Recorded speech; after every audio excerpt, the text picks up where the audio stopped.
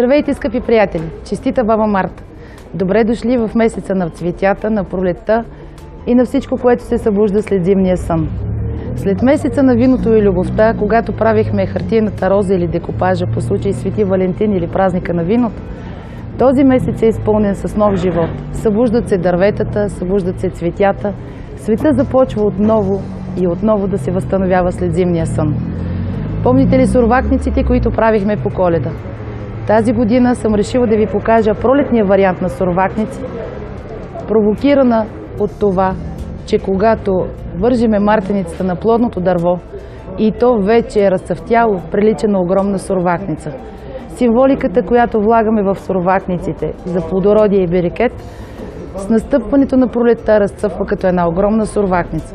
Днес предаването съм го разделила на 3 нива. Първото е за малки, следващото, което ще изработя, е за по-големи и най-голямото, което ще изработя по случай 8 март, е за най-големите. Достъпно, лесно и естествено, както винаги в мой стил, с природни материали. Ето едно разцъфнало клонче. Може да използвате всякакъв вид плодно дърво, което като разцъфти прилича на огромна пуканка. Това е достъпно да бъде изработено както от малки деца, така и от по-големи, или просто да внесете пролетно настроение в дома си. Лично аз ги предпочитам като мартенички, защото идвайки пролетта, разцъфвайки на цветята и пролетта настъпвайки, в нас създава много комфорт, много уют и добро настроение. Нужни са ни няколко клончета, които събрани в букет, да имитират едно малко дръвче, символ на плодородието.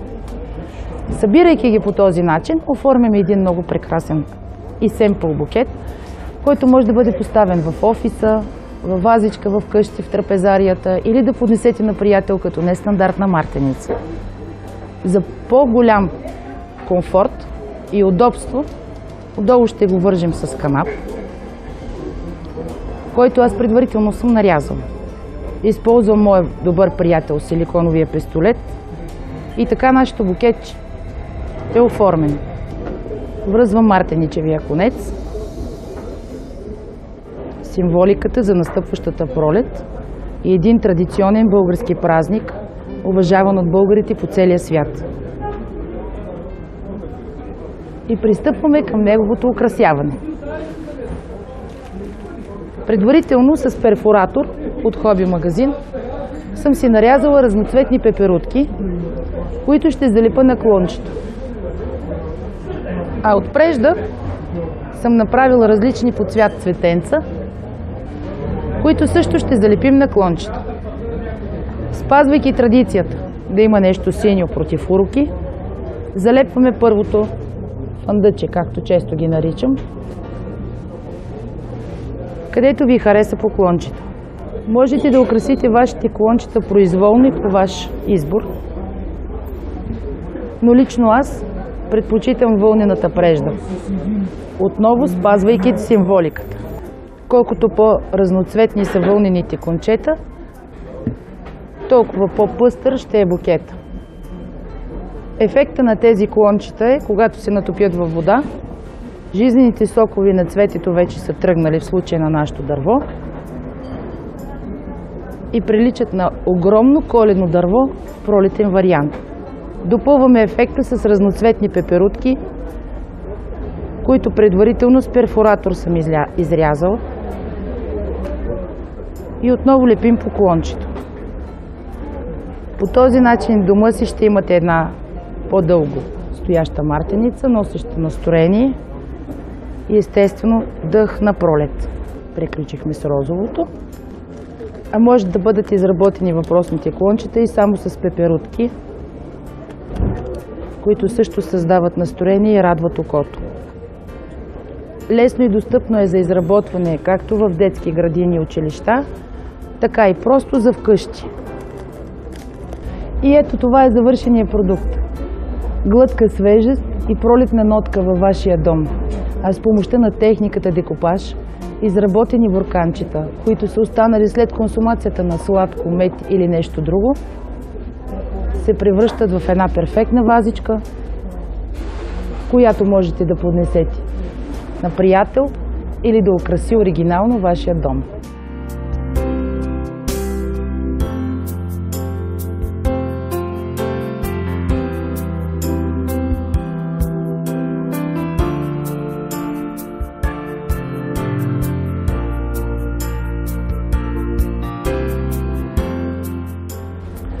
И така, пристъпваме към втората част на изделието, което исках да ви покажа за малко по-големите.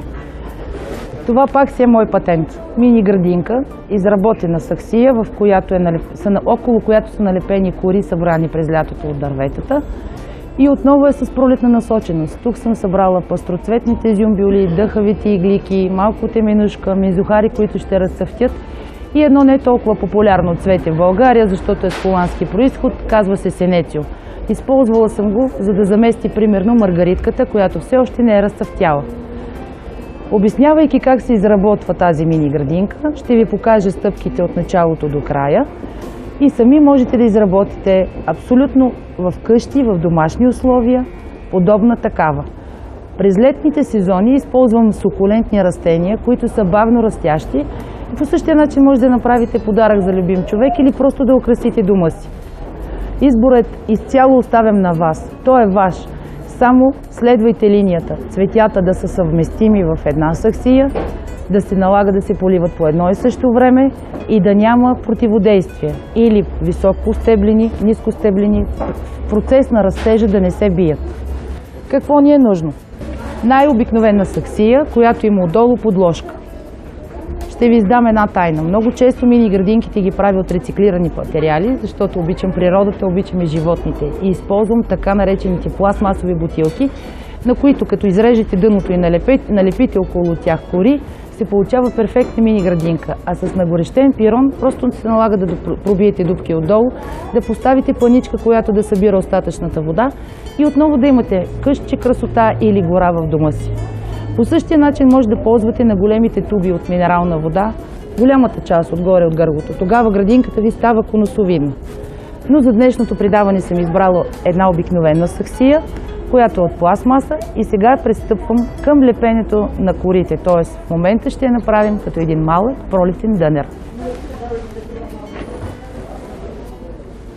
Когато сте на пикник в планината, на отдих в съботния и неделния ден, на почивка на море, или просто сте излязли да се разходите, можете да се огледате около вас. Природата е твърде щедра и ни дарява непрекъснато с остатъци, които ние самите не забелязваме. А с малко творчество и въображение може да превърнете дома си в нещо много нежно, красиво и да откраднете къщи красота от гората, претворявайки я с вашето въображение. Във въпросната саксия съм насипала торфена смес или така наречената почва. Специално за мини градинките препоръчвам да се ползват торф за зеленолистни. Ето ги корите, които предварително са събрани. Пристъпваме към залепването с топлия силикон около саксията. Първоначално си избирате такава дълбочина на корите, която да скриете пластмасовата саксия. Същото можете да го изработите, когато става въпрос за двора, за вилата или за балкона, с керамични саксии, за да им дадете нов живот. Технологичното време, което е необходимо за да облечем саксията, е толкова, че да застине самия силикон и да намерим подходящите кори, които са ни нужни, в която да я обточим от всякъде. Когато лепите природни материали към пластмаса или към камък, запомнете, че силикона не винаги залепва веднага и е нужно да бъде застинал, когато го пуснете. Нищо друго, освен топлия силикон, не помага за слепване на два вида материал, които са от разнородна материя.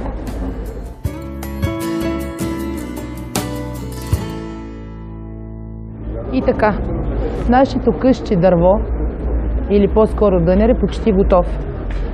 Около пръчка и половина силикон са ви нужни да прикрепите хубаво и плътно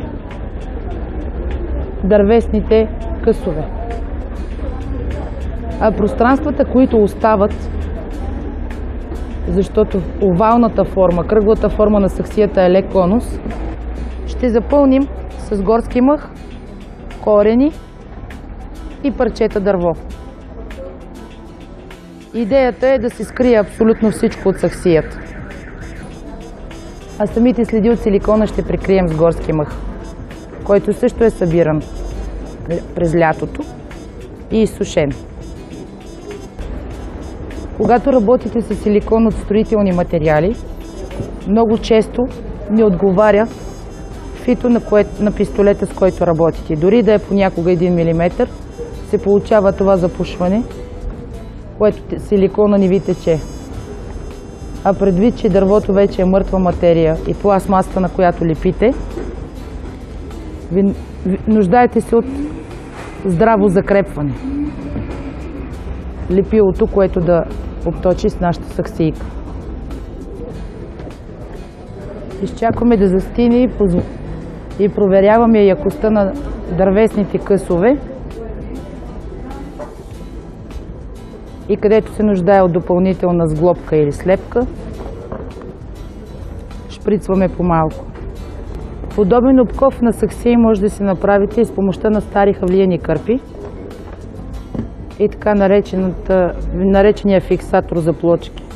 Прави се рядка смес, в която се потопява цялата кърпа. Саксията се обръща наобратно, но това трябва да се случи в топлите месеци на лято. Слага се домакинско фолио и мократа хавлиена кърпа, натопена изцяло в гипс и цимент, се остави да изсъхне естествено, след което се боядисва. Тогава няма нужда от слепване, защото кашпата сте се изляли предварително. Много подходяща е за беседката или вилата, или за по-големи балконски саксии, които стоят целогодишно на терасата. Това са клончета, които също съм събирала лятото. И за по-голяма автентичност, че е дънерче, намирам пролуки и залепвам. Сега е периодът, в който се режат асмите. И може да използвате сухите лозови пръчки, които да навиете на сноп и да оставите да изсъхнат естествено. Се получават ето такива причудливи форми, които само природата може да произведе. Всичко това е въпрос на фантазия. Въпросната кашпа може да бъде изработена и с камъчета, пясък, мидички. Зависи от сезона.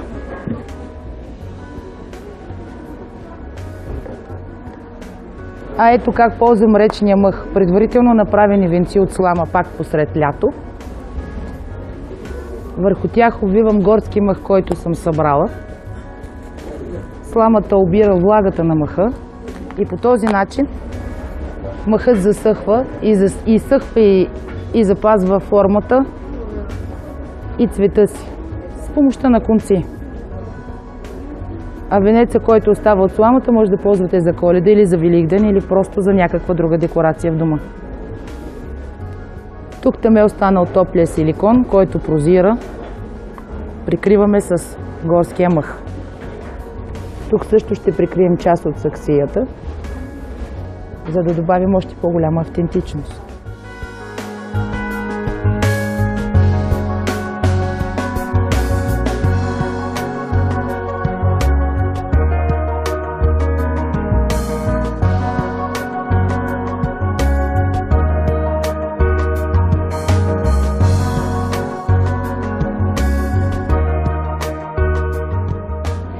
Остава още малко и нашето дънерче саксия е почти готово. Почистваме от силиконовите конци, които неминуемо остават, когато лепим с силикон. А можете да го свършите това и накрая. Поглеждаме за последни пролуки, от които е излязъл силикона около нашия дънер. Имате два варианта. Да ги прикриете отново с горски мъх, а другия вариант, пак от магазин за хоби и арт материали, да си купите патина, с която да симулирате, че това е смола. В момента аз ще го запълня с горски мъх, защото мини градинката, която правя в момента, е изцяло с пролетно цъфтящи цветя.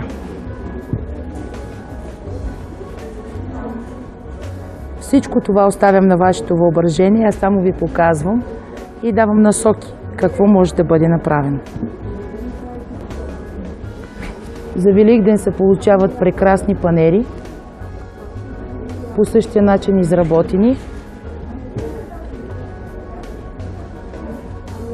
Тогава пък в основата посявам жито, което подстригвайки късо, можете да ползвате за подредба на яйца, пиленца или аранжирано по ваш вкус и желание. И така, готови сме. Почистваме работното място от мъх и стърготини. Пристъпваме към засаждане.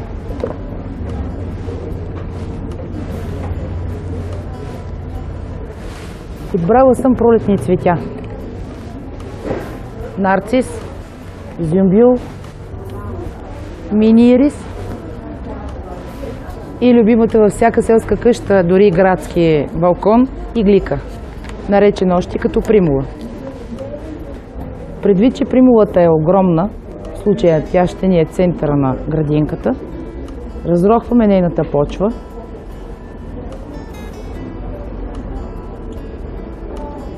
Почистваме големите листа, които са отвън, защото те отнемат силата на цъфтежа.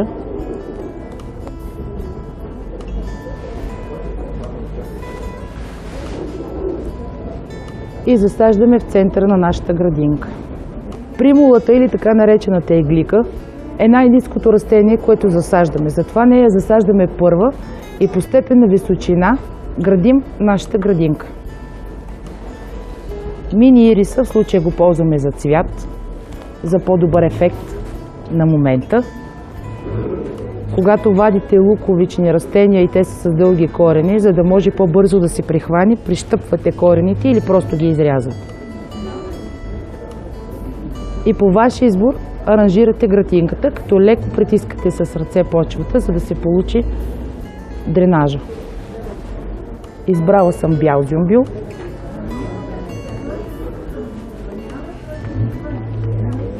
Който също е доста брадат, както забелязвате. Той ще даде височината от едната страна.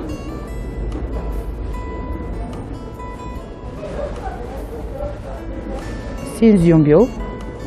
Можете да ползвате и не много разцъфтяли зюмбюли, ако искате да изненадате някой с конкретен повод. И не само зюмбюли, въобще цъфтящите цветя, които ползвате, да бъдат под формата на пъпка, за да може човека, за който е предназначено, да се радва по-дълго време. Ще сложим и малко нарциси.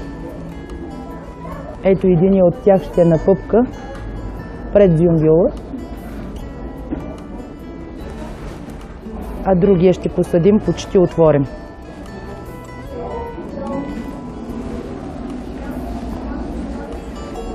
И тук слагаме една малка изненада. Това е любимото ми мускари, което цъфти като овчарска торбичка и отваря всеки ден по едно от цвечетата си. По този начин градинката става многолицева, защото съм използвала кръгла саксия и от която страна да го погледнете, тя ще си има нужната височина и дълбочина.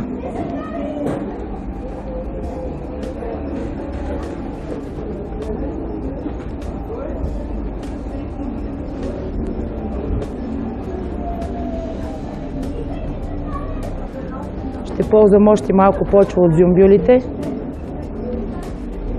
за да завърша нашето творение.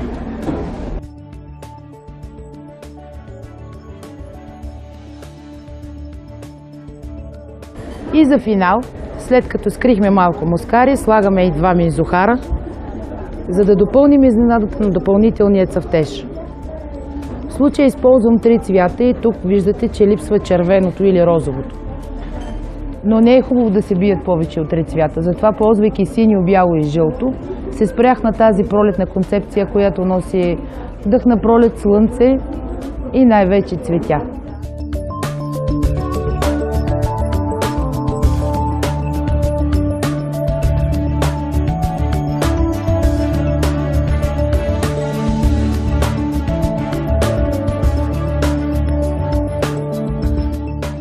И така, пристъпвам към нещо по-луксозно, по-красиво и по-обемно.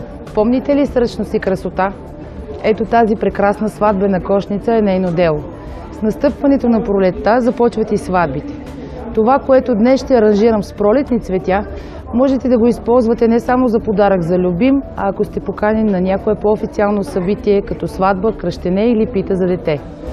Кошницата е изплетена от сръчност, от вестници и лакирана, т.е. разпад при нея няма да се получи. За по-голям комфорт на получаващия и подаряващия използвам цветарския целофан, с който ще увия цветарската гъба. Пристъпваме към изработката на нашата пролетна кошница. Целофана, който съм сложила отдолу, предварително съм натопила 2 цветарски гъби, така наречена пиафлора. Това го правя с цел, за да ви покажа, че този вид аранжировка може да бъде използвана, пак казах, и за сватбена маса. С помощта на дървени шишчета ще закрепа въпросните гъби да не се местят и да не ми пречат. И с помощта на тиксо опаковам въпросните гъби. Това опаковане го правя с цел да не изтича водата, в която са натопени гъбите. Във всяка една аранжировка основата винаги е зеленото. То е пълнежа на основната аранжировка и създава по-голяма ефирност. Листата са предварително измити и в момента даваме посока. Когато се работят този вид композиции, се водят смесен тип композиции. При тях не е задължително да бъде следвана симетрията, но е хубаво да бъде огледално. С помощта на рускоса или така наречената коледарка скрихме основата на гъбата, която да не се вижда. Въпросното семейно щастие допълва елипсата, заради която гоним като обем, а тепърва тук започваме да разполагаме ниския пълнеж, или в случая това е така наречения арум. Пристъпваме към по-финния зелен пълнеж. Това е така наречената мъка на художника или аспарагус. Неговите финни листенца ще дадат въздушност и пространственост на кошницата. Ще я направят още по-обемна. Ето е основата от нашата зеленина, която покри плътно пиафлорната гъба и даде обем на кошницата. Следва висшия пилотаж зеленото, така наречения берграс или тревичките, които създават още по-голяма ефирност, и гипсофилата, която ще даде въздушен обем. Но преди това ще дадем гланц на нашите листа, защото колкото и да са красиви, те все пак не са перфектни.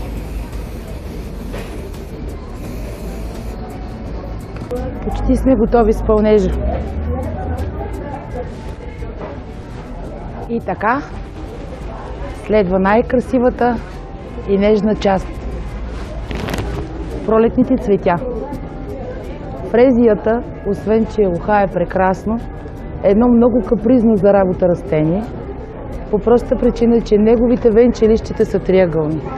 Тоест, при работа с фрезия трябва да се следва естествената посока на нейното клонче и в случая са цвети. Целим да направим пролетна аранжировка, затова съм се спряла на този вид цветове.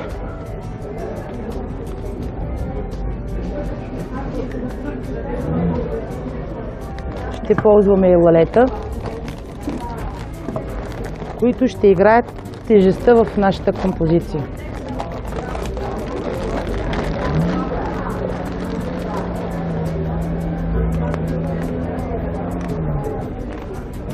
И ще ги ползваме с листата за нужния обем.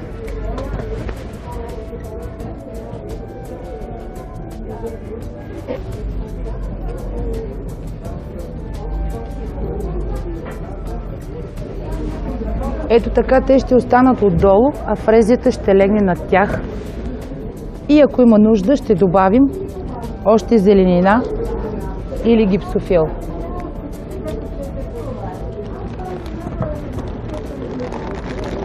Цветята, с които работи, са от български производители, не са холандски внос. Като всеки българин и аз ценя българското, но се радвам, че нашите флористи все повече могат да работят с родно производство цветя. Пристъпваме към пълнежа с фрезията. Тя ще запълни празните пространства. Сега ще добавя още един акцент. Да напластиме кошницата. А тук в центъра ще сложа просто само лилави вуалета и фрези, които да дадат пълнеж и обем от към дръжката. Събрани в едно букетче, кореспондиращи с цветовете си и в същото време различни. Точно тук, където ги поставям, е снатката между двете гъби пиафлори в началото, закрепени с шишчета. Предварително си оставих разстояние, за да може обема, който търся, да се получи цялостен и завършен. И нашето изделие е вече готово за получател или поръчител. Избирате вие.